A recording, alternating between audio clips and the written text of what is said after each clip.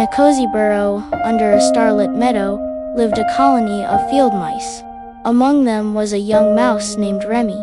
He had a kind heart and quick wits, but he was known for being the most timid mouse in the entire field. Every shadow was a monster, and every rustle of the leaves was a predator. The mice of the meadow lived with one great fear, old Shadowwing, the great horned owl whose silent flight meant danger. While the other mice had learned to be cautious, Remy's fear was a prison, keeping him from the important work of providing for the colony. Night after night, Remy would bring back almost nothing, his fear keeping him close to home. The other mice began to grumble. "His fear makes him a burden," they whispered. Remy's heart ached with shame. He wished, more than anything, that he could be brave. One stormy night, a terrified Remy fled into the fields and hid inside the pocket of an old scarecrow. As lightning flashed, his trembling paw brushed against something smooth and cool. It was a stone, no bigger than an acorn, and as he held it, it began to glow with a gentle, calming light. He tied the stone around his neck with a blade of grass. Instantly, a wave of warmth and power washed over him. The thunder no longer sounded threatening. It sounded like a drum beating just for him. The shadows were no longer monsters. They were simply places to hide.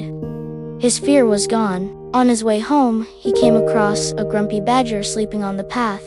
The old Remy would have frozen in terror, but the new Remy, filled with a strange and wonderful boldness, simply scampered right over the snoring beast's back without a second thought. He returned to the burrow, not with a crumb, but with a whole ear of corn from the farmer's storage shed. The colony was stunned. The timid mouse was gone, and in his place stood a hero. They cheered his name, and for the first time, Remy felt the warmth of pride. Only his grandmother, Elara, was not celebrating. She recognized the magic of the Whispering Stone. "Be careful, my dear Remy," she warned softly. "That stone offers courage, but it is a borrowed strength. True bravery must come from your own heart, tempered with wisdom." But Remy was deaf to her warning. Intoxicated by the cheers of the colony, his bravery grew into recklessness. He took greater and greater risks, believing the stone made him invincible. He was no longer just brave. He was foolish. He soon discovered the stone's dark secret. The urge for adventure became a compulsion he could not control. When he tried to take the amulet off for a quiet night's rest, he found he could not. The magic was no longer his to command. It was commanding him. One night, driven by the stone's magic, he climbed to the top of the highest tree and called out into the darkness, challenging any creature to face him. His reckless shouts echoed across the meadow, and far away, two great yellow eyes turned to listen. Old Shadowwing had never known where the mouse colony was hidden, but now, the foolishly brave mouse had led him right to their doorstep. The owl's silent hunt was over.